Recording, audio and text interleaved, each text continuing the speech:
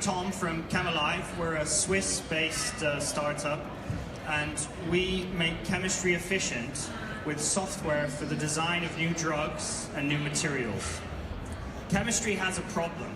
It's inefficient, it costs far too much to bring new drugs to market, and can take over a decade. It takes far too long.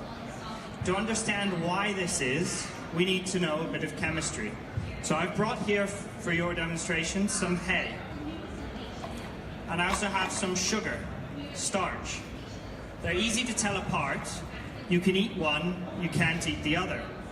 What maybe you didn't know is they both are based from glucose. Now glucose comes in two different forms. Can you spot the difference? Well, neither can I, because physically and chemically these are identical, and what's worse, they interconvert in water. To know what's going on, you need to model these compounds, because the only difference is in their three-dimensional structure. Here is a screenshot of our live software. On the right-hand side, you input your chemical structure. The calculation on the left is showing you precisely why these two forms of glucose exist. If I'm the molecule glucose, it's equivalent to having my arm down and my arm up. And that very subtle difference is why you can eat sugar and you can't eat hay. But more importantly, it's also why when cows digest cellulose, hay, they emit methane. There are current molecular modeling that gives the right connectivity and structure. But the current models are equivalent, again, if I'm the molecule, of a Da Vinci man. They have the right connectivity, but you know, I, as a person, can move around and exist in different functional states. I can have the arm up and down. We focus on bringing quantum mechanical modeling, the next generation of chemical modeling, at scale through machine learning. But what does this mean in practice? It means that we're 1,000 times faster, 10 times more accurate, and can reduce development costs by up to 85%. Now you might think this is very academic, who cares? Well, I can tell you our clients care an awful lot. We've used our software with an oil and gas company to create a new gel that seals leaking oil wells.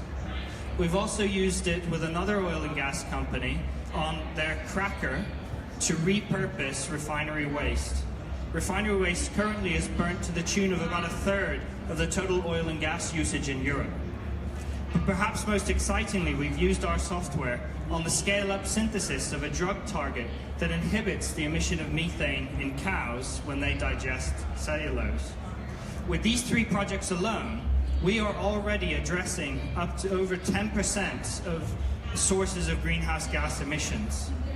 Climate change is a chemical problem, and it needs a chemical solution.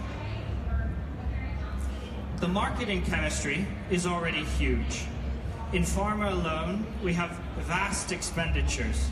But what's more interesting is the change in time. We expect a doubling in the proportional R&D spend on software and hardware for computations, giving us a digital spend of 19 billion in the next 3 years. We plan to capture this value by licensing our software to an estimated 800,000 lab bench chemists who would benefit, by contracting our know-how, and through the database of chemical structures that we're developing, generating new IP and joint ventures. The team has over 50 years experience in computational chemistry. We are former professors of chemistry, have experience in management consulting and investment banking. And we're working together with the leading research institutes, CPFL and Uni Basel in Switzerland. We made our first sales earlier this year to 100,000. We were gold winners of the Mass Challenge competition, and starting in January, we've been given a Swiss government grant for $750,000 to continue our development. We're looking for investment, and by 2019, plan to release the world's largest pre-calculated quantum mechanical database, open source. So in summary, we've already calculated 10% of structures and are looking for further talent to make this a reality.